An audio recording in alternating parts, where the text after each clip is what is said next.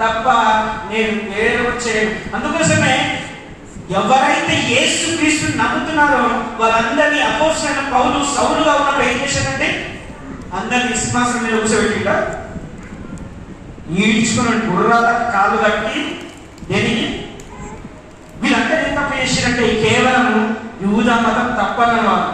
ఏ మతం తప్పన్నారు?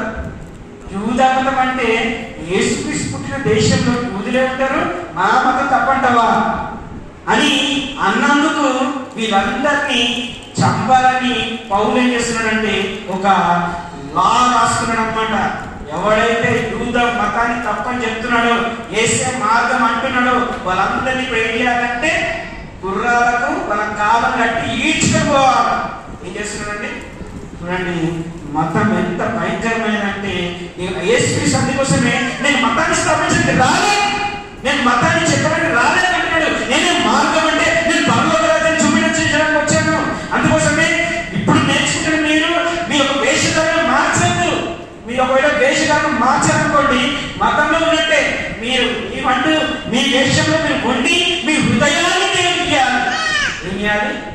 మన హృదయం దేవుడు కావాలి. మనం ఎవరికైనా వాక్యం చెబుతున్నప్పుడు ఏం చెప్పాలి? అయ్యా మీ యొక్క మొత్తం స్టైల్లో మార్చాలి అని చెప్పొద్దు. యేసుక్రీస్తు నమ్ము, నీవు మారు మనసు పొందుకో, అప్పుడే నీకు పరలోక రాజ్యం. ఇది చెప్పడానికి మనం ఉన్నాం, మరి ఏం చెప్పడానికి లేదు. మనం అది లభిస్తేనే తినను, అది ఇస్తే తినను, ఇది ఇస్తే తినను. ఇదంతా ఏంటంటే వేషధారణ. ఇదంతా ఏంటండి వేషధారణ. వేషధారణ వేషలు నా సన్నిధానానికి రాలను. వేషధారణ చేసేవాడు నా పరలోక రాజ్యానికి వాడికి అర్హత లేదు. అర్థమవుతుందా?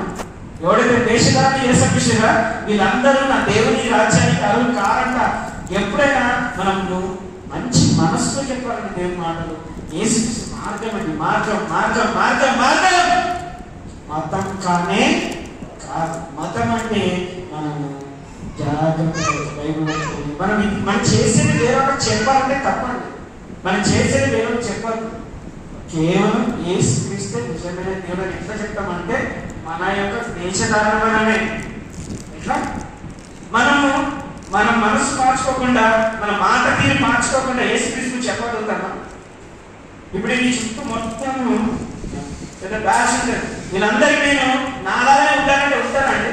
నాలానే మీరు అందరూ ఎప్పుడు చూసినా ఏ పూజలు చేయాలంటే చేయకుండా ఉంటారా? మనిషి వాళ్ళ తోడ్పాటు ఉంటే మనం దేవుడి గురించి చెప్పాలి.